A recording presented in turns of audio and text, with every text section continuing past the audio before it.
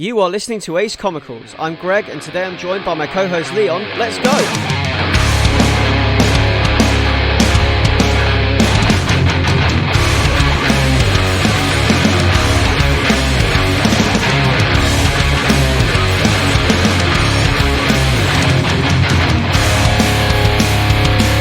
Hello everybody and welcome to Ace Comicals episode number 81. Today it is just me, and sitting opposite me somewhere in another part of the UK, it's Leon. Hey. And I can say you're sitting opposite than me because before we actually started the cast, Leon said he had a window to the back of him and I've got a window in front of me. So I guess that almost makes sense. Yeah, maybe you're looking over my shoulder. Are you south facing? Because I'm south facing. I'm north facing at the moment. Oh, so we're back to back. It's like an anime intro. Yeah. You in Leicester, me in London. Wait, hold on. If I'm south facing and you're north facing, we are facing each other because you're in London and I'm in Leicester and I'm north.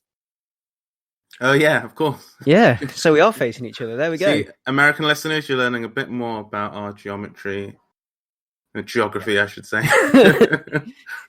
Geography, yeah. A little bit of geometry, maybe. I don't know. Like, if you're going to start drawing lines on maps, then yeah. But anyway, so this is going to be like the first one we do this year that's not like a big presentation about a specific writer and or book. So this is us doing the thing that you've gotten used to us doing, which is talking about our recent reads. And what I've done is, rather than compile a list of like new number one-y type stuff and things like that, I've just picked a few of the things that I've been reading recently that I've really enjoyed that I've not mentioned yet over the past couple of months. And yeah, it's a pretty good list, and there's some really exciting stuff here, actually. So before we get into that, I just wanted to bring up the fact that Locke and Key is now live on Netflix, and I am 3 episodes in. How is it? Yeah, me and Sophie have been watching it, and Sophie's really invested, and it's really interesting watching this with someone who's never read the books. Yeah, I can imagine. Because it is very different to the books, but not, well, it's different, but it's not different. It's like, it has chosen to focus more on the magic and less on the visceral horror of the original material, which works very well for me. By episode 3, you're into the head game stuff. If you've already read the comics, this isn't spoilers because this very much is in line with the way the books do things, and the general line from A to B, start to end, is there. It's just goes about things slightly differently. And yeah, so by episode 3, you're into the head game stuff, and that stuff's on point. And while it is different, updated, and modernized, I feel it is still faithful to the main line of the book, and it does spirit. It has that Lock and Key spirit, and it's still I love it. Like, you know, for a Lock and Key TV show, this is exactly what I probably, you know, would have expected. I mean, if I had it my way, I'd have had like a proper full-on true adaptation of the comic, but that's just because I'm me and I really enjoy the Lock and Key comics. But this for me works as a TV show because it's also going to have that wider appeal. And it's not too visceral, which means it has that wider appeal, which means, because I know, like watching this with Sophie, because Sophie's not into things that are overly horrific or ugly. Yeah. On TV. She doesn't like watching things that are like super, like violent and monstrous. So while I really enjoy like deep, dark horror stuff and like evil monsters and things like that, Sophie's not so much into that, but she likes like magical stuff and things that are like whimsical. And I think this has that in spades.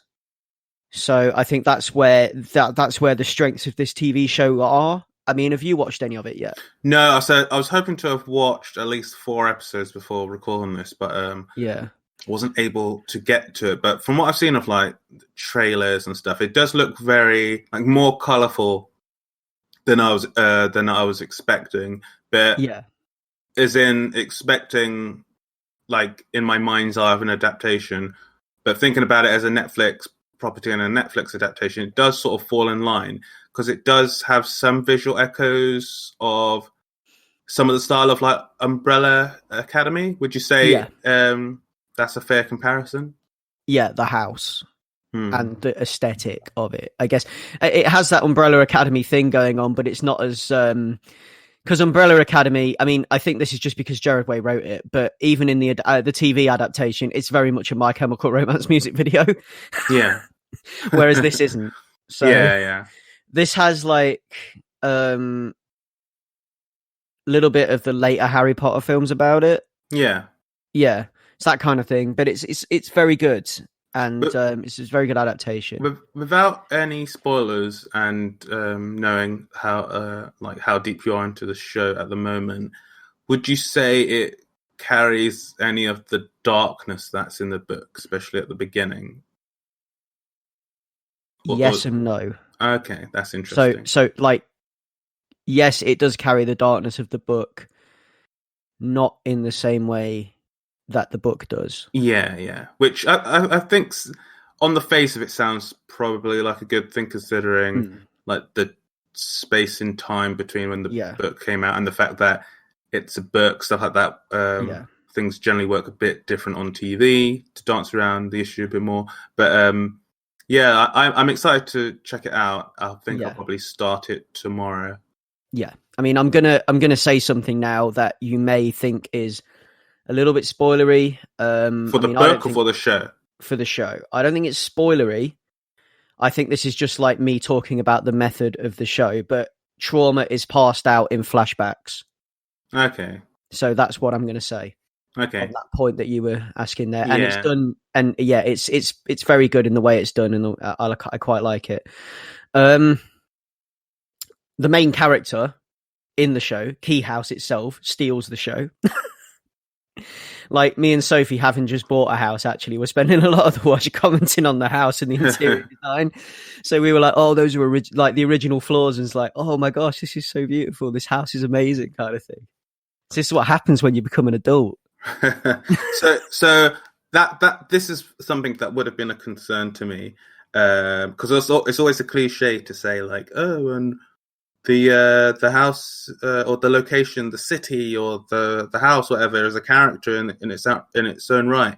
But in Locke and Key, that is literally the truth. So that's definitely something they have carried on into the Netflix adaptation. Oh yeah, for sure. Like in the comics, the Locke and Key comics, Key House is a character of its own. Like, I mean, I think the creative team behind Locke and Key, in some of like the extra stuff you get with the books, it is mentioned that the house, the design of the house, I think is it the artist Gabriel Rodriguez? Yeah, he's an architect by trade, and this is something we've mentioned on the cast a few times. And he's actually like full on designed this house, and things were where things were. And for as a writer, Joe Hill would keep getting told, no, you can't do that, because for him to be standing in that part of the house, you won't be able to see him from that window and things like that because of the way it's been designed. So they were very serious about the house. And I really enjoy that about it. And I like that. And I like that they've kind of carried that into the show. Yeah, that's good to hear. Yeah. So, I mean, other things over the past 2 weeks. So there's this thing coming out called X-Ray Robot. I think it's dropping in March, and it's my guy Mike Allred. Oh yeah. Yeah, like it's on. It's going to be on Dark Horse Comics, and wow, like I saw some variants the other day. Some variants that are homages to various rock album covers and things like that, and like. That stuff blows me out of the water anyway at the best of times, but these were just amazing. Your world's coming together. Exactly, yeah. I tweeted about it because it's just so damn beautiful. And these things are just like absolutely gorgeous in the best way. Like, you cannot like not love these. There's a one in particular that is an homage to Tool's Lateralis, which I felt was like particularly gorgeous. And that is now my current like lock screen on my phone. So yeah, I'm like well into these. Red's serving up the goods as usual. Yeah, indeed. It's so I'm going to find you some information now on X-Ray Robot because we're going into this rabbit hole now. So X-Ray Robot. So here's the blurb for this upcoming book. So this is 25th of March 2020 is when issue 1 is available. Max is a family man seeking a more interesting life. While conducting a new experiment at work, the fabric of his reality is torn before his eyes, and a robotic figure appears, claiming to be his 277-year-old self. The robot is able to X-ray multiple dimensions and battles an holistic entity from another dimension who wants to take all life to its pre-Big Bang status. Max and the robot embark on an interdimensional road trip through past and future to take down the Nihilist and save the universe. So, yeah, this is like Mike Allred's latest psychedelic trip. I mean, like, I love his work anyway. He's one of my favorite artists. He's like, and his wife, Laura Allred, her color work is just like absolutely amazing. And like, he writes really well as well. Like, Allred's writing is just like spot on for like this psychedelic stuff that he does. And it's just an absolute trip, and it's a great place to lose yourself. It's the kind of thing that you would want to read on a beach or on a sunny day. Maybe like fall asleep between chapters and have some weird dreams. Like, that's how I describe his work, because it is like, yeah, it's like taking LSD without having to touch the stuff. Well, you got to compare now. Yeah, got to take some and see if that's accurate. I don't know. It's all super vibrant and hyper realized. It just, yeah, I love it. And yeah, we've actually, well, I've had the good fortune of being able to meet him at a signing as well, and he's such a nice guy. So yeah. X-Ray Robot, and these rock-homage covers are something else as well. You've got one like for Madness is One Step Beyond. You've got one for like these are albums that are like mainstays on a lot of my playlists and stuff on Spotify. Like a lot of the stuff I listen to. So you know, these are like deep into my musical cave, as it were. So yeah, I'm well in on all of that. And you should check out those variants. If you can find the tweet on the Ace Comicals timeline, they're all listed there with me sort of like popping off about it. So yeah, check that out. Leon, been up to anything across these last 2 weeks? I have. Gosh, what is time now? Last Wednesday, I went to one of the Guardian masterclasses, and this is a series of kind of like specialized lectures that the Guardian host, and they in various different fields, they get people in to do like a lecture for 3 hours, and it's usually in a particular field. Well, this one was about comics, and the masterclass, I should say, was done by the one and only Kieron Gillen. So this is a weird one, because this is one that Rahul, I think, had shared in the chat like way back when, November or something. And I think later that evening, maybe in the middle of the night or something, I thought, oh, screw it. This seems like it'll be interesting. And I bought the ticket, but like I completely forgot. So it was only like, so it wasn't on my calendar or anything properly. And then my Eventbrite flashed up on Wednesday, and it was like, oh yeah, you've got this thing today. And I was like, what? Oh, yeah. So I had to look through my emails, and I'd set it up on an email that I only use for like Amazon notifications, stuff like that for some reason. And I must have auto logged in when I got it. But I was like, oh, crap. So they've been sending me emails saying, looking forward to seeing you in a week's time and stuff. So I was like, okay. So luckily it was held at Amnesty International, their offices in Shoreditch. So I zipped up there, and it was quite a packed room of people. It looked like a mix of people who you'd probably bump into at like Fort Bubble, and likely have had people speaking behind me, talking, mentioning like Fort Bubble and stuff like that. And it was quite nice to be in a room of comic book aficionados. And the masterclass itself was really good.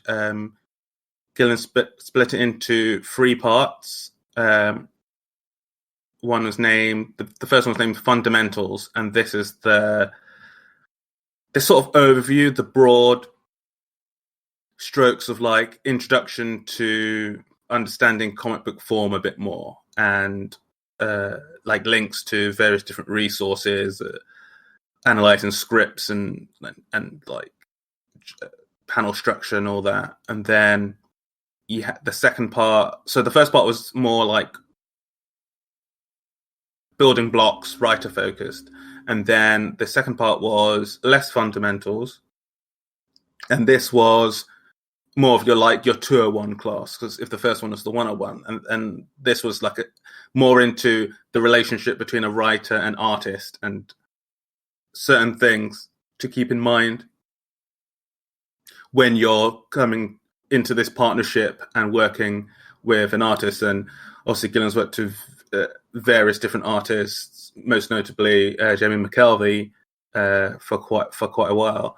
So it was really nice to get some insight into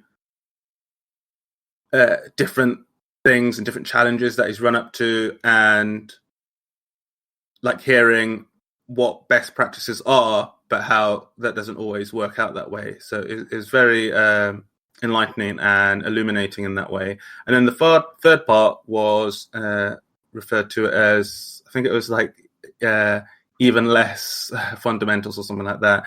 And this was a proper sort of dive into like counting panels and structure and pacing and all that. And it was really good. Like if you've read any of Kieron Gillen's work, he's quite a funny guy, like quite deadpan funny. And a lot of his lessons and his slides were quite hilarious, as well as really informative. And I was scribbling down notes in my my Wonder Woman moleskin notepad. Got to keep on brand. And yeah, it was good. I had a really good time with it. And if anything, it makes me wish that more people in these fields would do some of these, because I'd definitely be game for them. Especially Gillen mentioned during that it'd be really cool to have to like hearing basically hearing this like a masterclass done but by a comic book artist, because then it's like on the other side of that equation, and it's in ways a different window into that world, and a different, because you're at a different point in the pipeline. If you're not a writer artist, it's like hearing from like the cinematographer. This is a bad analogy really, because as we all know, the artist is more like the director, but it's like hearing from a different person who works in a different, someone who works in a different role, but is working on the same stuff, and like hearing from the VFX supervisors how they dealt with this particular challenge, because we normally we always hear from the directors. So It would be really cool to do that, and I'd be game for checking them out. And I would recommend, if you see anything similar like this pop up, unfortunately they're likely going to be London based. I know, this is what annoys me about this, because yeah, if you see any of these pop up, I would definitely give my thumbs up and say check it out. I really wanted to check this one out, to be honest, but being, it's in London, and it's not so easy for me to get to London sometimes. So, it would have been something that would have been fun for me to check out, I think, because I like seeing the creative process laid out. This is what I enjoy about comics. I like getting behind the curtain. And I mean, I read a lot of like these resources, like the Scott McCloud stuff and all of that kind of thing. And I do enjoy seeing it broken down in front of me, and it gives me a new perspective when I'm reading comics and reviewing comics and talking about comics to you guys. And it is, I mean, I just genuinely love the phenomenon that is comics. So anything like this is always interesting to me, and I'd love to be able to make comics one day.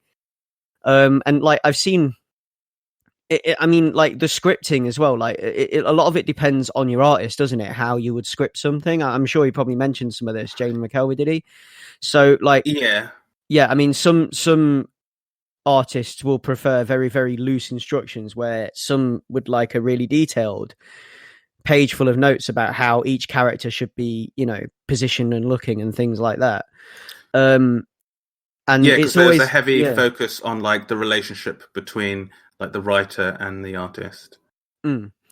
It's always fun to see different scripts and see how different creative teams handle that, because I've seen a lot of like in director's cuts of various issues of comics, or in the back matter of various comics, sometimes you get scripts included, and it's fun to see how these scripts are written down and how that might like how an artist then interprets that into the full the fully formed thing that you hold in your hand, the fully formed pamphlet or magazine or whatever, or the, you know, the fully formed file, PDF file on your iPad that you've bought on Comixology or whatever. You know, it's just that kind of like how that process works and how everything fits together. And, and like one of the things that was quite, I don't know, good and optimistic about it is that like people know, like with like film and TV, there's like a set script like format that you use, and one of the things that's great about comics but also daunting for new writers or new people getting in is that there's no sort of standard template, and it's about working with a template and structure that works best for you and your artist, if you're like a writer, because it's all about, like, the script itself is not an endpoint. All it is really is a way to convey ideas to the person you're working with, and then that person is interpreting the script in their way, and the whole thing is about the relationship being more symbiotic, and different people have different energies, and usually as a writer you'd be writing to different people's energies, and some people are more like operatic and more you give them some sentences and they build a beautiful canvas out of it, and then other people want like all like the beats, like panel per panel, as you were mentioning before. So it was really nice to hear from someone who's been in the industry for a while and talk about how they maneuver that with the different people that they work with. It's about adapting your writing style. Moving on from there, I guess we should start cracking into the list of comics we've got for you today. So the first thing I'm going to bring up is one that I read, which was probably one of the best indie comics of last year, and that is SARA, which was released by TKO Studios. Now, TKO are like a relatively new on the scene comics publisher, and what they do differently to other comics publishers is they publish the whole story all at once. So I think this is quite a cool idea, actually. If you go to the TKO website, so tkopresents.com, you can check all of this out. But the way they do things is they will have a creative team create an entire story and then release it as a 6-issue box set and a trade paperback at the same time. So you can either buy, and you can buy hard copies. So you could buy 6 issues hard copy that comes in a little box set, or you can buy a trade paperback of the same story. And they do this in digital formats as well. So Comixology, these are all available there. This is where I picked this up. And I think it's a really good way of doing it. You just release the whole story all at once. I think that's quite an interesting way of doing it as well. Yeah, because it would definitely more conducive to the way that I actually read comic books, and I think it's a good reaction to the whole thing of people often wanting to wait for the trade. So it's a good experiment to have, and I think now is a good time to do it. Yeah, so TKO is this sort of revolutionary comic studio who are kind of playing with the way that they're changing the market, and I think this is a way that is actually probably better for the comics market. I mean, I like having individual issues, and I like going on Wednesdays to pick them up, but I also like the idea of having the entire story all at once, because it can prevent things from, especially with short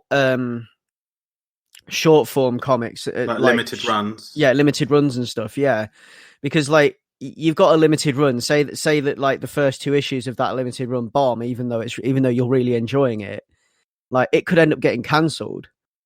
You never get to see the end of it. But at least this way, it's all out there at once, and you purchase it and you get to see the whole thing all the way through. You can binge read it, which is great. Kind of like the Netflix model where they release an entire season of something. Yeah. And yeah, I was late to the party on this TKO stuff. But yeah, I mean, you can binge the whole thing like I did. So I bought 6 issues on Comixology and I binged it. So what can I say about SARA? Garth Ennis, check. War story, check. A Russian war story set in World War II. You are entirely speaking my language. So this is the thing that Garth Ennis is very good at, and that is war stories. And he manages to tell these tales and suffuse them with such harsh, stark reality and grit. And you feel as though you're hearing them as a cautionary tale, maybe over a drink somewhere or something like that. And the moral always seems to be that, or the prevailing line always seems to be that war is an ultimately hopeless thing, and war is always going to leave scars, and it's always dirty, and it's never heroic. It's the figures involved. They're involved in this, and they're doing a job. This is a job for them to do, and they do it with cold efficiency. And there's always a journey where these figures are stripped down. They lose parts of themselves along the way. They are whittled away and carved slowly to the point that they are this streamlined, cold, and efficient tool, this soldier. Now, I realize that I'm probably just describing the way he writes Punisher books. Most recently, Punisher the Platoon and Punisher Soviet, because that's these. He writes these great Punisher stories, and he writes these great war stories using the Punisher. So this is like a war story, like outside of his Punisher stuff, like applying those same rules, I guess, to a different set of toys. And yeah, it just works so well. And the art here in this book is also key to how the book so deftly communicates this like cold, harsh Russian winter and the strength and the resolve that these characters have to show. It's like stark realism with no detail spared. Like, I feel like I'm getting frostbite just looking at it. I can smell the damp, cold wood and feel the snow beneath my feet and the cold air burning as I breathe in. It's like, so it's set during World War II, and it's about the Nazi invasion of Russia. And there's this platoon of female snipers who are stationed at the front line as the Nazi war machine advances. And these women are not only soldiers, but they also appear to serve a purpose as propaganda for the Union. So tales of their exploits and conquests appear to be maybe getting embellished and used to boost morale. So like when they hit the newspapers elsewhere in the Soviet Union and things like that. And we follow this character, SARA, and we get to see some of her past and her training and how she came to be this cold, efficient tool. We get to see the whittling and the carving of SARA, as it were. And we see through her eyes, and we also get to see what is now happening. Now she is this cold, efficient tool. We get to see how this cold, efficient tool is put to use. And we see through her eyes, and she will narrate portions of the story as well. And the way this works, I just cannot help but see an awful lot of Frank Castle in this. Which is probably another reason I love this book, because I like me some Punisher stories. I like this the way that they you know, the way that Garth Ennis shows how war changes people is very good. And I think that's another key point to how he writes a good war story, is the way he shows how people change during war, how war changes somebody, and how it affects their character even afterwards, and the trauma that's left behind, which is something that he applies very well to Frank Castle. And yeah, the art in this book, the stark realism, its depictions of the Russian winter and the snowy Russian wastes and the woodlands and everything else, and the way that the artist interprets Garth Ennis' script and draws these amazing skirmishes and things like that, and the way these skirmishes play out on the page, the passage of time, you know, like panel layouts and how we are treated to this passage of time, and how these basically how much waiting is involved in being a sniper. Like, a lot of this book is waiting, and you don't, I mean, like, people you get the sniper thing gets glorified, doesn't it? Like, if you think of playing 360 no scoping and yeah, but it, you know, the waiting, the patience, the calculation involved in being able to get the perfect shot and everything else, it's all there. And it is the stark realism of being a sniper. That is what it is like being a sharpshooter in the army. You know, you can't, you don't, it's not like you can't just zoom down the scope, there's a guy, bang. It's not like that. You know, you have to, all this stuff you have to factor it, and they do this very well. And, you know, they really must do their research when they write these kind of things, because it shows. And it is done with a deft hand. It's kind of based on true events as well, supposedly. So I really like this book. I assume there's like a thread or an element to do with like lost humanity and like the cost and all that. Yeah, that's what I'm getting at with the whittling and the that's the people being stripped down to become a cold efficient tool. Like, you lose your humanity, you become this thing. And if I just rattle through the full list of credits for that is written by Garth Ennis. Art is Steve Epting. Color art by Elizabeth Breitweiser. Letterer Rob Steen. Cover art by Steve Epting. And editor Sebastian Gerner. Sebastian Gerner is your guy from Scales and Scoundrels, which they keep teasing us that's coming back soon. And I cannot wait. Because it is like, if there's one thing I miss, if there's one comic that got cancelled that I wish hadn't been cancelled, it's Scalens and Scoundrels. It's like, why did you cancel that? It was such a good book. Like, it was this all ages D&D tale type thing, and it was absolutely fantastic. The art in it was like really good as well. It was just beautiful. And that's the thing. Like, linking back to what you're saying regarding like TKO's like release plan. Yeah. I feel that it will benefit. Like, I don't think that it's like the all cases salve that you'd want it to be, and you're like, the whole comic book industry should be like that. I'm aware of, and obviously not aware of, lots of different complications that would prevent that from being a real thing. But I think at the very least, it seems like it's a good delivery system for particular sets of stories, ones that just wouldn't do well on a 1 month release schedule, one where you just need to get it all out there because it'll be more effective to get that bang all in one go. I do feel like a lot of recent Image titles could have benefited from that. I do, but I mean, I'm not saying all comics. I'm not saying this is the thing that should fix the comic, because I'm not saying the comics industry that everyone needs to go in this direction. No. I'm just saying that more publishers maybe need to adapt it. Yeah. For I mean, obviously they're going to keep the monthly output, but I feel like if more publishers adapted this approach, it might help the industry a little. Comics might flourish a bit more. You know, I think so, because like as we've lamented many a times, especially me personally, is that oftentimes I'll be left wanting with an issue one, and not particularly because the issue itself was bad or even slight, but I always feel like at times, even when they're like really well done and really well paced, I don't feel I've got enough of a look into the world to be able to decide, yeah, I'm going to continue with this thing.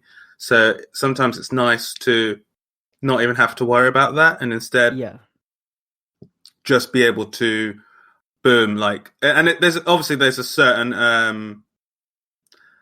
certain delight in when you know, and I think that it's a commentary on like the lives that we're leading now, but like, something nice when someone says a number and the number's low and they said it's complete or it's a whole arc in this small number, and you're like, oh, that makes it a lot more easy to digest, easy to sink my teeth into, than if it's like, yeah, we got this thing running, we don't know how long it's going to be, and blah blah, and it's coming out maybe forever, like a Shonen Jump comic or something like that. And like, you do have that fear, just because time for a lot of us just isn't the same, and we're in peak media, which is bad to say, but like there's just so much things. Sometimes it's nice just to have a complete package, just say like, yeah, just check it out, you're not going to be left hanging, or if you are going to be left hanging, it's more going to be leave you wanting more, but you've got a complete arc and another complete arc is on its way. What I really like, actually, because you just mentioned Shonen Jump, and what I really like about Western comics sometimes versus manga and Japanese comics is that Shonen Jump and like these Jump comics, they do this thing where it's just like continuous. And it goes on continuous for something ridiculous, like 980 chapters. And it's not like there are self-contained arcs within that, but you need to know what's going on in previous arcs in order to understand the arc after that. So you have to be there at the beginning, or you have absolutely no hope and you have to start at the beginning and try to catch up. I mean, arguably, which I find is the case a lot. And arguably, you could say the same about like long-running DC and Marvel comics. Not really, because there's always a hopping on point. Yeah, I think that's what the arcs are in like a Shonen Jump manga, though, because I think that a kid, like One Piece, for instance, is still marketed to kids, but a kid who's just of age now, who's just turned 6 or something, who's been sat in front of One Piece, they're not expected to go back to episode 1 now. I think that, like how it was when we were kids, you just start watching in the middle of an arc, and then the arc would finish, and then the new arc would begin, and you'd sort of like get your footing again. And I think that's what the intention is, in the same way that with like superhero comics, after like a big event happens and there's some sort of reset or a new group comes in. It's just the difference is you've got like Western comics that branch off, and you get the resets, and you get the new issue ones and everything else, and you get this kind of like you get these new stories that you can hop on and enjoy. Whereas with these, because you get different creative teams taking over and taking it in different directions. Where so with manga, it's very linear. It's very, this is the journey. Often one mangaka. The journey does not deviate. Often only one writer, artist, mangaka, and you're hopping on at some point along that journey, but maybe you feel like you've missed out because you weren't 2 stops back. So something's going on now, and some guy's got some cool new power, and you're like, how did that happen? And it's just like you have to go back and find out. And I guess that's kind of, I mean, it is kind of cool, but in the same way, it just makes the idea of picking up something like One Piece a daunting task. Whereas the idea of maybe deciding one day you want to start reading Batman, you could just grab a book off a shelf, like any like self-contained Batman story. I think the thing I would definitely agree with is that if you like a particular character or IP, that you can't read, like, I don't know, Naruto Arkham Asylum or something like that, or Naruto the Killing Ninja. Like, you haven't really got those opportunities, which is one of the things that, because, you know, I always complain about how much I hate long running Marvel and DC stuff, and I just don't engage with it these days. Yeah. But yeah, you're right in the sense that with in terms of those particular, like, long running IP, you don't really have like side stories or like, oh, here's a contained run about I don't know, Goku on this other planet or something like that. Yeah, you've got more hop in, hop out than you have with manga, is what I'm trying to say. Dating myself with these old references because I don't know what's out anymore. Yeah. So yeah, I mean, moving on from there, that is so go check out TKO Comics, because I mean, I think it's a fairly interesting way of doing things, and there's some really cool stuff on there. Some really top-notch creators involved as well, so it's worth a look. We got sent a comic, didn't we? We got we got blasted a book to our inbox by an Australian creator. Goes by the name of Luke Cartwright, and the artist that works with him is, forgive me if I do pronounce this wrong, Lukas Vnucek, who is a Polish artist, Polish comic artist. And this book is called Obscura. So, I mean, I did a write-up of this on the Ace Comicals website, and you can find my little article, my musings on the tale of Obscura, there if you want to read it. But we were just going to touch on this briefly on the cast as well, weren't we, Leon? Because you read a bit of it as well, and you wanted to discuss some of it.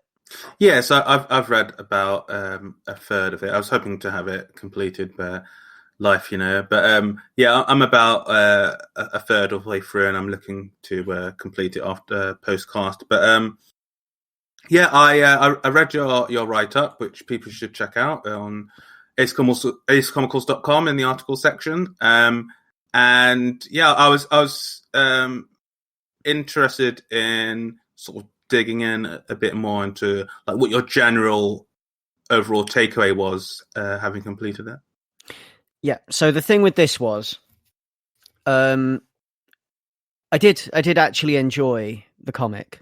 So I'll just give you like the little bit of a blurb. Obscura is basically the story of this boy mortician in a fictionalized version of 19th century Tasmania, which back then was known as Van Diemen's Land, which the name itself is something that, you know, we don't use that name anymore, and there's a reason we don't use that name. Is because of the amount of pain and the dreadful weight and baggage that name carries. Basically, it's the brutality of colonialism is embedded in that name. And the book doesn't really deal with that subject, but the artist and writer do recognize that, and there is a short statement at the beginning of the book which I've reproduced in my article, with them addressing that they the Australian island state, now known as Tasmania, is, you know, they pay respect to the traditional Aboriginal owners of Tasmania, and they pay respect to those that have passed before them. They acknowledge that today's Aboriginal community are the custodians of the land, which I thought was quite nice. I like that they did that. Yeah, I like that they addressed that. Yeah, because I was saying this to you just before we were recording, how like I did think it was a good way to like open the comic, but also open your article as well, because I think what you can often get with these type of things, like we see this a lot with works that are adapted from or inspired by Lovecraft stories, and even though now we are getting a lot of more like interesting deconstructions of that type of stuff, but I think that even if that's not the intent of the book, I think that it's worthwhile to not zoom past or say paint over these things, try and whitewash them. And I do like that straight up. It's just like we're using the historically accurate name, blah blah, but we recognize the history, and we recognize the like the weight and the as you said, the baggage and the brutality of colonialism before. So I did think that was good, because I think it, if the opposite of wrong footing you is to right foot you, then I think that this story right foots you and puts you in a place where if you're someone who is more engaged with that history, then you could instantly be a bit like, you could be less defensive and just like dive into the story. So I think it's a useful thing to do, and I think it's worthwhile to acknowledge like some of the history that goes into stuff, because none of this stuff is created in a vacuum. But exactly. But like on the comic itself, I mean, the comic itself was, I quite enjoyed it by the end. It was something that it improved as it progressed, because this was 8 years in the making, and you can see how the writing and art improves as the comic progresses, which I thought was really nice. It's really nice to be able to see that process, and the culmination of 8 years' work is this book. And at the end of the day, it's pretty good. It's a great effort. It's a great effort of a comic, as I've said in my write up of it. And it's what I really liked about it. The thing that I liked the most about it was the fact that it plays on this whole Penny Dreadful thing. So if you are familiar with the concept of the Penny Dreadful, it is these Victorian era weekly pamphlets or publications that would be like serialized tales of urban legends like Spring Heel Jack, or like supernatural stuff, or like even sometimes stories of the exploits of like real life criminals, or like people like Dick Turpin, for example. Like, he was like a popular thing in the Penny Dreadfuls, stories about Dick Turpin, and Dick Turpin the Highwayman. And you had stories, I mean, like, you're all familiar with Sweeney Todd, right? Well, I'll be, but I don't know about some of my younger and abroad listeners. So Sweeney Todd. I mean, it's been something that's been thrust into the limelight fairly kind of last decade-ish recently, when they made a film, like a musical. Tim Burton's adaptation. Burton adaptation, yeah. So, I mean, but Sweeney Todd was born, the character Sweeney Todd, the demon barber of Fleet Street, who used to cut people's throats and turn them into pies.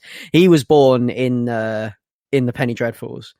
So, in a way, Penny Dreadfuls, even though they weren't comics, and they were just like, it was like one image on the front cover that would be the draw that would draw people in. They were aimed at young men, so young working class men, and they actually had this great effect on like the population, because they improved literacy levels like massively, because people were buying these to read them, and obviously they were, you know, it because people that couldn't afford books could afford Penny Dreadfuls. So they were buying Penny Dreadfuls and reading Penny Dreadfuls, and it improved literacy massively. But like, you'd have the draw of the Penny Dreadful would be like the cover, like the picture on the cover, which would draw you in, because it would be like this gory picture of some guy getting hung or whatever. And that would be like oh my gosh, look at that. And then you would buy it. And inside it would just be like a chapter from a book printed on cheap paper. But I guess in a way it's like a precursor to comics, because they were published on kind of a schedule, and they were like stories told in like serialization or itemization. Can't say my words. Iterized, like or serialized stories, like iterations, weekly iterations of a story. Like you get like the next chapter the next week. That would keep you coming back in kind of the same way comics do monthly. So it's kind of like the precursor to the comics model in that way. And that was what I found most interesting about this, in the fact that it is written and narrated in the style of somebody reporting back from, you know, like a guy in London who edits such a publication has these stories that have been sent to him from Tasmania, Van Diemen's Land. letters that have come into him from across, the length and breadth of what was then the British Empire, I guess, of different crimes and things like that. And he's like collating them into this book. And the story that we're treated to right now so happens to be the story of this boy Mortician, the Obscura being the name of the publication. So the comic's called Obscura, but the Obscura will be the name of this publication. So you would go and buy the Obscura. And in the Obscura you would have, and this would be one of the stories that would be told in the Obscura. And I quite enjoyed that. I quite liked how it was framed, and I think that was the thing that worked for me the most. I liked the originality of that concept. Yeah, I think the framing structure is really novel in that way, and it's something that keeps the pages turning. Yeah, that was what kept me on it, and that was the main defining thing that I took away from it that I really enjoyed. That. And I think overall it is quite an enjoyable comic, and like I say, check out the write-up. They have a website, which is obscuracomic.com, and there's also, if you search for it on YouTube, you can find a video trailer for the comic. Did you watch that, Leon?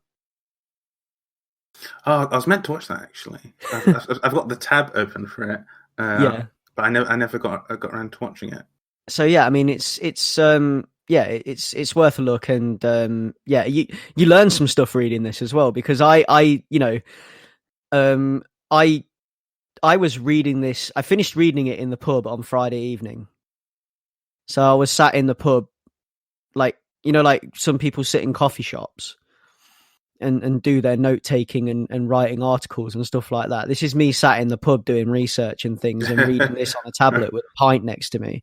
What day was this? Friday evening. How are you in a pub on a Friday evening? Isn't it like mad loud in there? I finished work at 4:00 and I was in the pub at 4 p.m. This pub that I go to, a little place called Tun in Leicester, it's quite a quiet place. They do a lot of craft beers and things like that. So it's not really like the Mad Lad setting. Okay, so that's cool. You can go there and you can have a quiet pint. And I did a bit. I had a couple of drinks while I was doing it, and then I packed up and sat at the bar and talked to the staff there, because I'm quite friendly with the staff. And my brother goes in there an awful lot as well, so I see him in there. But yeah, we were. So I was like sat at the table, like reading this on my tablet with my pint, and like I think it was like combination of the alcohol and what I was reading, because I was just going down this like rabbit hole of research for things like post-mortem photography and like Victoriana and Penny Dreadfuls and things like that, and I was like getting really into it. So yeah, this book taught me something. I've got the trailer running. It's really cool. Like, yeah, I've said before when we mentioned it previously on some previous comics that I always love a good video trailer for a comic. I think it's something that would be nice to get a bit more of, because if there's one thing with comics, I always think like there's just not enough promotion to get people into new ones. I mean, that's what the benefit of the LCS was, and why it needs to survive. But online, I think there's such a good resource to get people who aren't lucky enough to have an LCS, or are just not comfortable with that. Like you might have anxieties and not feel comfortable going in and talking to strangers. So it is a good resource to have, like, exactly, more than just the odd review on like Newsarama or IGN or something like that. It's cool to have like a trailer that gives you a flavor and a taste of what you're going to be engaging with. And more common than not, actually, these video trailers do exist. So they are out there. They're just never very well advertised. So no one advertises the advert, which is why you end up missing them. But I'm always like, surprised, because I find video trailers for comics that I've been reading for months, and all of a sudden it's like, oh, there's a video trailer for this. I think that happened with Everything, which is a comic we've spoken about on this cast a few times. Yeah, and it's just, it astounds me, because this, and I looked on YouTube and it had like a really paltry number of watches. Like for something that I would expect to be quite high profile because it's Dark Horse Comics. It is quite a good comic as well. It's something that I would expect to have been shared an awful lot, to be quite high profile, but it had a really low number of watches, which I was really surprised at, because people just aren't. These things are out there and they exist, but people aren't finding them, and it's really sad. In that way, that they aren't being proliferated like they should be. So, I mean, this is what social media is good for, and this is what people should be using social media for. Yeah, because I remember, I think it was the year before last when I was talking about the Prism Stalker trailer, and how like the music, like how there were music tracks for each comic put up on the website. That like accompanied it, or like set the tone for what the issue is going to be like. And it'd be cool to get more of that, but also get more eyes on that and get it out there somewhere. Yeah, this multimedia like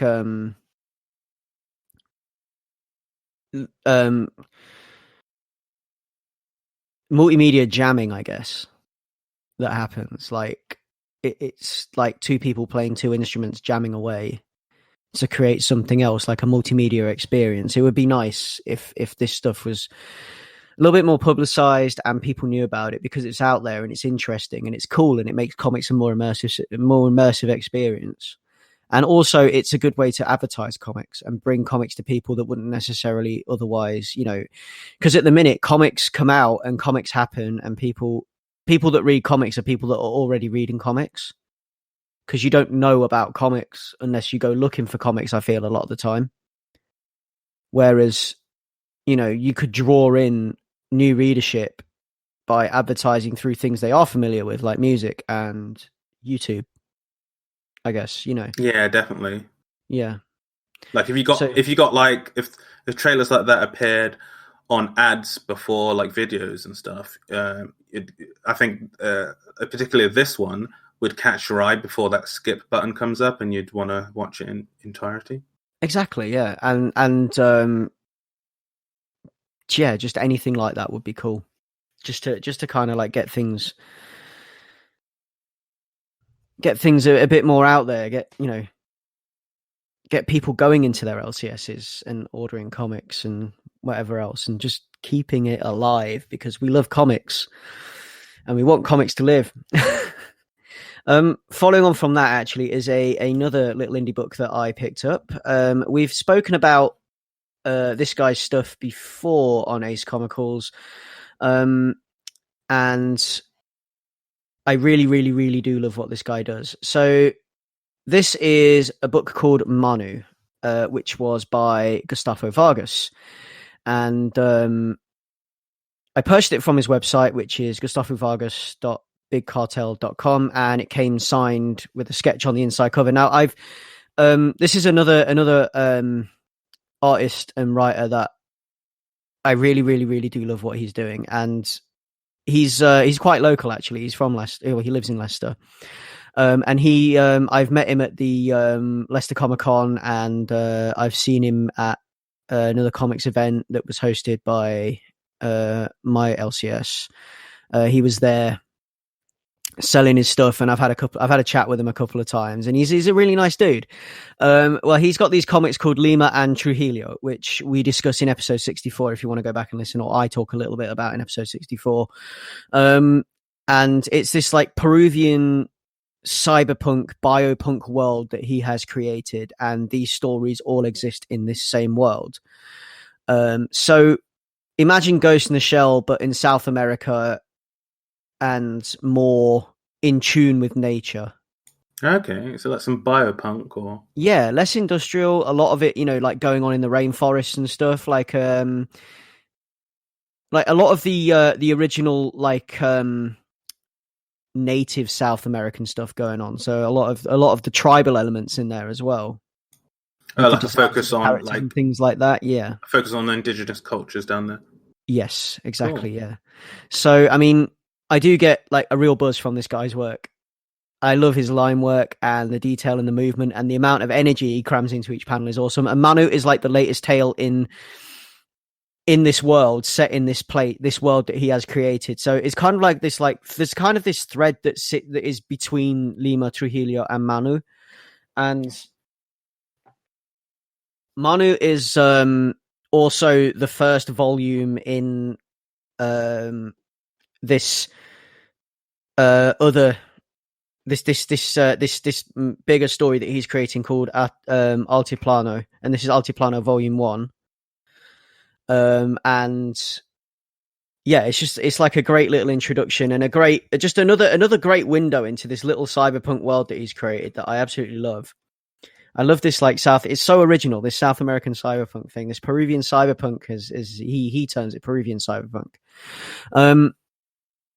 And it is like an absolute delight. It's super dynamic. There are some really, really creative page layouts and techniques, especially with the expression of trauma. There's this, and facial expressions. There's this particularly I have this like full page in here that I particularly love.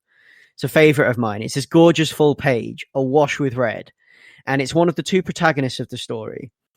And she's got this like horrified facial expression going on, and she's reliving a traumatic or painful experience, like some kind of like riot and violence going on in a city where she was. And I think this goes back to Lima. I think this goes back to Lima. This does. And she has this like this blank and slightly horrified facial expression, and the experience itself, like the images itself of explosions, of what's going on in this city, is like playing out across her face. It's almost as if like her face is the panel. So like imagine like you're standing in front of a projector, and you know when you interrupt a projector and the image is on you instead. Yeah, like that. That's pretty cool. Yeah, and like across her face, and it's beautiful, and it really did put me in the character's headspace. And he does these like they're like these little pocket books, because he releases them in these like A5 format, and they are really nice. And this little A5 print, this little page. Oh, really? That's like, quite absolutely gorgeous. Yeah, that's quite interesting. Yeah. And there's other page layouts and things he does. Like his action beats are just like so on point, like all the time. There's another one that I particularly like. Another one of my favorites is this one of the other main character in the book. She's been ambushed by a jaguar. And it's like the jaguar ambushing her from the jungle, and like there's the lettering work, the noises of the jaguar, and the way he communicates the confusion with tilting panels and having this kind of like this layout and a single panel that focuses on just the eye of the character and just shows you the fear in the eyes of this jaguar just hopping out. Like the whole jump scare element that he manages to like get into this page. The whole way he plays with space and the really inventive way of showing the fast moving action as this jaguar is like circling this woman. And it's just a great inventive way of showing fast moving action and communicating the adrenaline confusion. It's just perfect. So that's my other favorite page.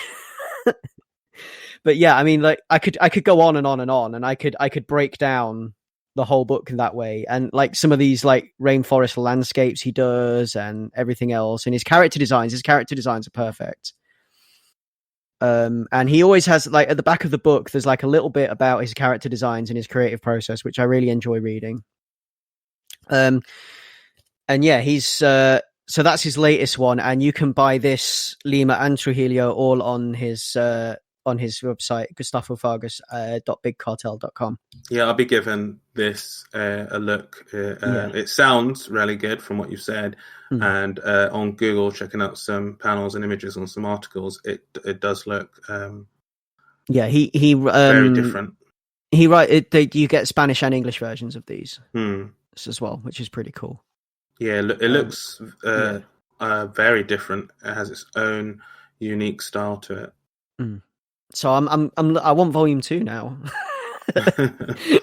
I do. I want the next bit. I want to see what happens now, because I'm loving this because I like my cyberpunk stuff anyway. But like this cyberpunk world he's created is really original and really cool. And his character designs, I've actually like I bought a load of stickers off him. Like at one of the events I saw him at, and I've actually got like all my pull boxes, my long like some of my my comic boxes and stuff. Like I've put stickers on. I've got like his character designs like on my stuff because I just love seeing them. I've got a couple on my computer tower box as well. It's like, yeah. You go crazy with stickers, don't you? Oh, I love stickers. I'm like a child. I love stickers. But yeah. So that is Manu, and that is the entirety of it. Writing and art is by Gustaffo Vargas. On from there, I guess, is the last one for today, which is one that we both read. And that is an image book called Olympia. And writers for this are Kurt Perez and Tony Perez, and art is by Alex Diotto. Color art by D. Cunliffe, who you may know that name from Redneck. D. Cunliffe has worked on Redneck for along with Donny Cates. Design is by Ryan Ferrier, and letter art is by Mika Myers. Now, this one, there's 3 issues so far. This is another one that began last year. We're 3 issues in, 3 of 5. So this is going to be 5 long. And it's just a love letter to the medium, isn't it? Specifically Jack Kirby. Yeah, there's a lot of Kirby love in there. I think it's more dense in idea and concept than it initially appears when you first start reading it, I'll say. Definitely. It's this love letter to Jack Kirby with this wonderful Spielberg-esque leaning in the way that the story is told. It's a book that's like, I think, is absolutely delightful for long-time comic fans, and the fact it's only going to be 5 parts long as well. Bonus. Yeah, I didn't know that going in. I assumed that it would be like possibly 12 issues or something like that. So now that I'm 3 or 5, I'm wondering, whoa, what's going to happen in 4 and 5? Well, we're currently 3 issues deep, so hop on board for the ride, Leon. Yeah. So I was just going to read out the blurb for this. Like this is from the Image website. So Elon is a latchkey kid who spends his days alone reading comic books until his favorite superhero, Olympian, comes crashing off the page and into reality. But as he nurses his wounded and delirious hero back to health, he discovers Olympian isn't the only thing that came through. Something evil followed him. So first impressions, Leon? Yeah, so going into it, I really liked how it opens, because it opens on the protagonist Elon reading a comic book. So the art style is done in that more old school way, where you have like Kirby dots, subdued shades of color, more simplified panel structure. So it's like pages of freeze with big action and stuff like that. And immediately it pulled me in that way, because I thought like, oh, I like how they've lent into the premise that way. And then it follows that up with a really cool set of like 8 panels of and this is all early book stuff, so I'm not going into deep story. But like he notices the time, and apparently he's the kid who likes to sneak out, read his comics under the moonlight. And then his mum works as a doctor or nurse, and they're finishing a shift, and he has to get home before his mum on his bike. So you have these cool like panels of 8 are more like conversational panels. And so we see what she's doing on the left side panels, and we see what he's doing on the right side panels as she's saying goodbye to people and driving. And I thought it was, the rhythm of it felt so good, as it was like 1 2 1 2 1 2, and then the final set of panels is like his mum at the front of the house and him at the back of the house, and then the minor like ellipsis we have between the panels is like we're just seeing like 2 jigsaw pieces of one image as it showing the house. And I thought, oh, this is a really nice way to pull you in after the sort of revelation that happens on the page before all of this. So I was like, oh yeah, okay, I'm in. I'm interested to see where this goes. I really do like that. I like that he's like out in the woods reading comics. Yeah. I love the way this opens. I love this, like this. It is totally like the comic that he's reading. It's a definite Kirby's Fourth World. Like, It's totally like we get some real Jack box.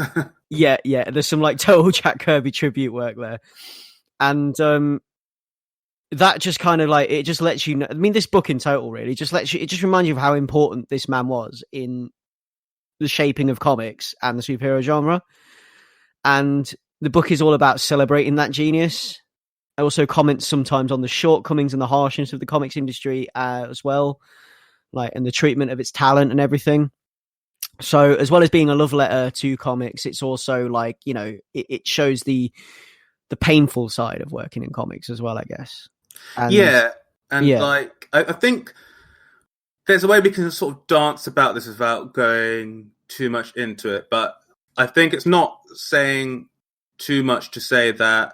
So I've read the 3 issues, and it's not too much to say that the style sort of changes to a degree in like quite a cool way. So like just in ways for like panel layout. So by the time you get to issue 3, it's using like the 9 panel layout, and we're getting really good uses of like blank panel boxes to like push time forward or to be like a statement on the panel that just came before.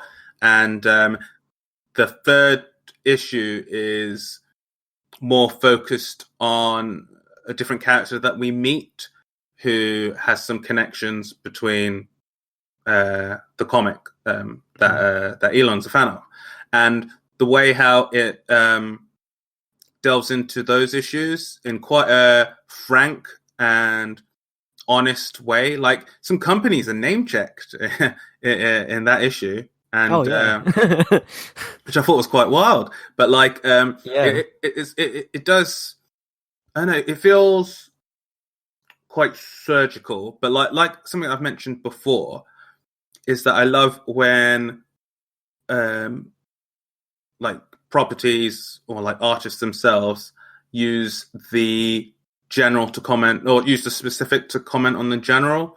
So in this case, the specific is the comic book industry, but the general is like all types of, whether you're an artist or someone who works on commission or anything like that, and not being treated the way you should, and then echoing out to everyone else who's ever been in a situation where it just feels like life is taking a complete dump on them all in one go, and it's just a thing after another that has you just wanting to like call out the universe or God or whatever you believe in and be like, what the hell? What's going on? Exactly. And that is issue 3 in a nutshell, actually. But yeah, no, like, so it's, this comic itself is, the art is like this beautiful painted simplicity and character. So this is like the art outside of the comic parts that we've already discussed. It's like this beautiful simplicity and character, and when we're treated to the pages that Elon reads, we get the Kirby-esque stuff. And it's like this brightly coloured, painted, like painted, like kind of like memories almost. Yeah, because because I was going to build off the point where like it seems to be set in Washington State from comments made in there, and it has this like big leafy like Washington State backgrounds, which they work to like highlight the like isolating suburbia, because it feels like Elon the kid is like a lot of us, is like school is just not the most fun, especially when you can be sitting out as a latchkey kid reading comics under the moonlight. It handles those shifts in tone really good, where like the school has this horrible clinical sterile yellowy look to it, where everywhere else has like lush greens and cozy blues. And when we have transitions in the same area between daytime and nighttime, it's so subtly done, but like the color palette shifts, but not in a ding it's nighttime people, and it's more a case of like this is the same location, and things have the hues have shifted slightly, and it's really nice. You get that day to night transition actually on one of the pages, don't you? When he's sat reading in the woods. Yeah. Like across a couple of panels, which is a really cool passage of time thing. That I like that. Yeah. And yeah, so I mean, this book is funny. It's sad. It's heartwarming. It's heartbreaking. It's nostalgic, and I guess I would call it comfort food. It's comfort comics. So it reminds you, or it reminds me at least, of the magic that first got you hooked into this fantastic world of superpowered beings in the first place. Like when you found that doorway into the fantasy realm where for a while you could escape among the brightly coloured brave and bold heroics that, you know, you find within these pages and stuff. And this is what it brought for me. It just reminded me of when I first found comics. Yeah, and it feels like a deconstruction of, say, the relationship between the author, their creations, and their audience. Yeah. And the whole thing has this magical realist style with like the way how he just reacts to stuff that are just out of this world in quite a nonchalant way. It has this thing of like, we're adjacent to magic, but we don't have magic type thing, and it's like you're getting literally getting a window into a new world. It's got like this ET thing going for it. Yeah, in that way, I guess. Like, but it's it's. I guess that's why people keep comparing it to Spielberg, and I guess that's probably where I keep comparing it to Spielberg as well. I can definitely feel that to a degree. Yeah. Yeah, it's got like the Spielberg kind of like the you know, like the way that he does like the whole family thing. Yeah. Yeah, it's all of that's in there. It's often with like kids who are like, we don't know what the situation is in this, but it's often with kids who have like parents have been divorced or a parent has died or something like that. So there's always a focus on like the world that kids get up to when adults aren't around, because adults have to do things like go to work. Yes. But in short, this is Olympia, and if you enjoy comics and you know, long time comics fan, new comics fan, is celebration of comics right here. So I would just add, as a possible non-spoilery content warning, there is like in-story use of like a homophobic slur, and there is like suicidal depiction to a degree. So I would just going with that portion. Yeah, be wary of that. Issue 3 is quite heavy with the like I'd give a trigger warning for issue 3. Yeah. But yeah, it's otherwise it's great. So yeah, that was Olympia. That was the final comic on our list today. And from there on, I guess we are going into the pull list, aren't we? So this is mostly stuff that it's just me this week, I guess. So 12th for the 2nd, which is when this podcast will be available. We've not done a pull list on here for a while, but I'm going to try and keep it brief. So you've got Batman Pennyworth R.I.P., which is going to be kind of like a celebration of the life of one of the most important people in the history of Gotham City, as the synopsis puts it, and I agree. And it's going to be because Alfred died in the main Batman continuity, and this is kind of like a, you know, a celebration of Alfred, I guess. Pennyworth R.I.P. Pour out a cup of tea for fallen Alfred. G. Yeah. He'll be back, and you know it. They're always back. But no, it's sad, and I guess it's like Batman's dad dying all over again, so maybe even more painful than the first time. Could you say that? I don't know. To a degree, because Alfred's been around a lot longer. Alfred raised him. Yeah. Yeah. The other thing I picked up was Superman Heroes. Now, the reason I picked this one out is because it's like Superman's secret identity being made available to everyone kind of thing. Okay, this you've piqued my interest. Yeah, so Lois Lane, Jimmy Olsen, the staff of the Daily Planet, even the Justice League, their lives all changed when Superman revealed his secret identity to the world.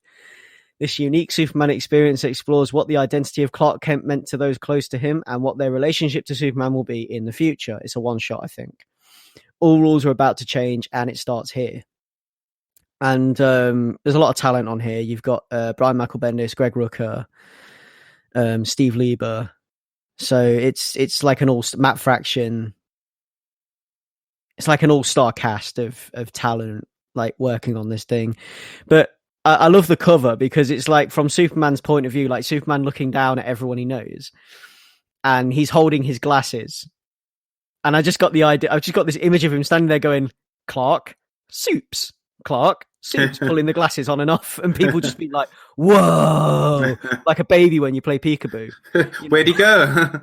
It's like, how did we miss this kind of thing? Like all those years, and it was just a pair of glasses. That was the only difference between the two guys.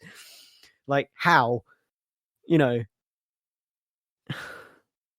like spectacle permanence. Yeah. It's just like how. But yeah, there we go. So that's why that piqued my interest. And the last one for that week is Alienated. Alienated #1, which it seemed interesting. This is Simon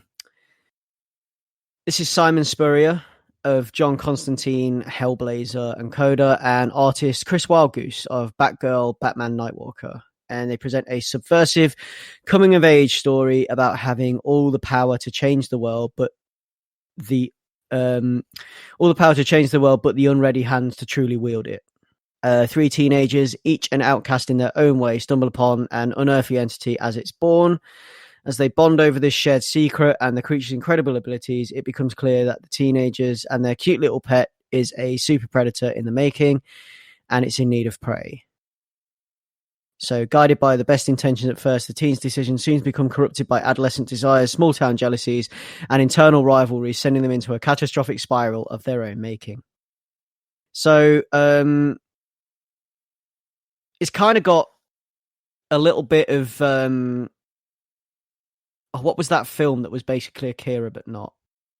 Chronicle? That's it, yeah. Kind of sounds like it's got a bit of Chronicle about it and a little bit of E.T. about it, and it like those kind of concepts and ideas floating about. Yeah. But flipped and subversive versions of a subversion of those types of ideas. So that sounded quite interesting. And that's Alienated, and that's published by Boom Studios. Nice. And that'll be available February 12th. So that's something I had on there just in case it piques anyone's interest. 19th of the 2nd, we've got Wolverine #1, which is going to be like, it's a Wolverine #1 in with like, like the recent X-Men run. Yes. So it's like a Wolverine in with all of that, basically. Okay. Yeah. So the best is back. Wolverine's been through a lot. He's been a loner. He's been a killer. He's been a hero. He's been an avenger. I'm a loner. I'm a killer. I'm a hero. I'm an avenger. Yeah. He's been to hell and back. Now, as the nation of Krakoa brings together all mutant kind, can he finally be happy? With his family all together and safe, Wolverine has everything he ever wanted and everything to lose. So, plus the return of Omega Red. Okay, that's gonna throw that out there. Okay, it's like, Wolverine's on Krakoa now, still drinking, still the best at what he does, getting his regular beer and whiskey shipments from the Marauders, because that seems to be Kitty Pryde's like primary function right now. Like Captain Kate Pryde of the Marauder seems to be primarily importing booze for Wolvie, because booze isn't something that's easy to come by in Krakoa, according to these comics. So, Also, just like honorable mention for Teenage Mutant Ninja Turtles 103, because if you were looking for a jumping on point for Turtles, 101 was your jumping on point, and you should, because it's great. And the new direction they're taking it is fantastic. This new Teenage Mutant Ninja Turtle, this Jenica, she's a fantastic character. She's getting her own sort of miniseries coming soon as well. So keep an eye out for that. But yeah, just to remind you that there's a great jumping on point right now for Teenage Mutant Ninja Turtles, and it is a good place to start, so you should. The Old Guard Force Multiplied, which has been a thing since the end of last year, which is like the return of the Old Guard. We've talked about the Old Guard on this cast before. This is this is kind of like season 2 of the Old Guard kind of thing. The Old Guard is getting a Netflix adaptation. Yeah. Which is quite exciting as well. I'm quite interested to see. Something actually that I picked up here called Marvel's Voices. Now, this one, Marvel's Voices #1. So, The World Outside Your Window. Marvel's acclaimed podcast series focusing on telling the stories of diverse creators and their unique perspectives becomes a one-shot of brand new adventures. The X-Men find their place in the world after declaring a new nation, Killmonger strikes, Moon Girl and Devil Dino return. So it's like a 40-page one-shot celebrating diversity within Marvel. Yeah, it'd be interesting. And that comes out of a podcast inspired by the acclaimed podcast series, Marvel's Voices. So that's one to check. We've got God Killers, which was... You'll see why this appealed to me in a minute. I was going to say, because I initially misread that as Godzilla's, and I thought, what? That sounds epic. God Killers by Aftershock Comics. Abdul Al-Zared is an Arab-American folklore professor turned soldier whose fear of death stems from uncertainty about the existence of an afterlife. Then he joins the God Killers, a special forces unit tasked with fighting insurgents who use mythological creatures as weapons of mass destruction. Now that he knows that the supernatural exists, he'll have to decide which is worse, death or the nightmarish monsters he thought were mere legends. From writer Mark Sable, Grounded, Fearless and Supergirl, and newcomer artist Man House of the God Killers is a monster story for the modern age. And the front cover's got some green tentacles on it. So come get your Cthulhu. A Image comic called On the Stump, which sounded quite appealing. So this is the other one. This is again February 19th. Each issue of Arc 1 features a connecting variant covered by Sanford Green. The campaign trail is paved with blood and broken bones.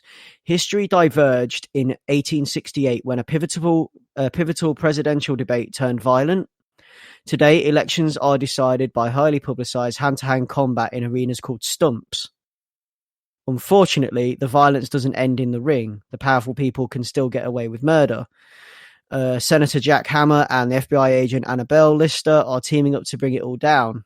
And this is Chuck Brown of Bitterroot with Italian artist Prenzi and letterer Clayton Cowles to create a hyper-violent tale full of countless injustices and people who have to fight for their place in it. So it's, yeah... What if presidential elections were decided by UFC matches? Yeah. That may be the only way. Yeah. And then this one, because it amused me. So, you know how we talk a lot about Riverdale and how Riverdale is kind of like the plug hole where everything ends up? Yeah. Well, Archie meets the B-52s. So it's a rock and roll adventure for the ages as Archie and his friends cross paths with a real rock lobster, the B-52s. I always got to wonder, like, this comes out. I know this comes off the back of Archie meets the Ramones and the Archies, and Archie meets Kiss. Like, is this all? Is this all the doing of the almighty overlord of Archie Comics? Is he just having his cake and eating it? I don't know who's doing this, but I am down for this kind of, like, you know, this kind of stuff's my palate cleanser. This kind of like ridiculousness that comes out of Archie, you know. And I'm down for this. I'm down. Yeah, for you've this been keeping up with these, haven't you? Not all of them, but you know, like a lot of them. Oh, and there's an all red cover as well, which kind of just like it's Archie and the B-52s running away from a giant lobster. As they're wont to do. Yeah. So this is like Laura Alred cover. This is, and it's just it's yeah. There we go. Archie meets the B-52s. So yeah, pick that up if you're looking for something light, because a lot of the stuff we've mentioned here can be quite heavy. And that is the end of Ace Comicals episode number 81. So you can find us at www.acecomicals.com, which is kind of the hub for everything we do. You can find us to listen to us in everywhere that you can find podcasts these days: Apple Podcasts, Castbox, Castro, Overcast, Pocket Cast, Spotify, Stitcher, and TuneIn. Spotify being, I think that's my favorite listening platform, actually. Really? Yeah. How is it with podcasts? Like when you're listening to a podcast, do the controls change so that if you hit back, it goes back 15 seconds instead of... Yeah, it has all that on it, yeah. Okay. It sounds silly, but I've never actually listened to a podcast on Spotify. You should. It's I mean, if you... I like Spotify as a service. I pay for Spotify. It's where I do most of my music listening these days. So I think I like listening to podcasts on Spotify. Because it's there on my phone. It's easy. It's yeah. And they're getting big into the game. They bought a couple people, big companies. Spotify might be the home of podcasting soon. You can get in touch with us at acecomicals@gmail.com. You can get in touch with us at Twitter, which is at Ace Comicals. You can at us, you can DM us, you can send us emails, send us questions, get involved in the conversation, send us your thoughts on what we've been reading, maybe even suggest something for us to read. Leon, where can we find you? You can find me on Twitter at Leon Everett. And you can find me on Twitter under @Batto. That's BATTOU. If you really want to as well, if you're that way inclined, you can donate the price of a coffee at kofi.com/acecomicals. Any donations we receive go to offset the cost of keeping the cast alive and keeping the lights on here at Ace Comicals. So there we go. So that has been Ace Comicals number 81. That's Ace Comicals, over and out.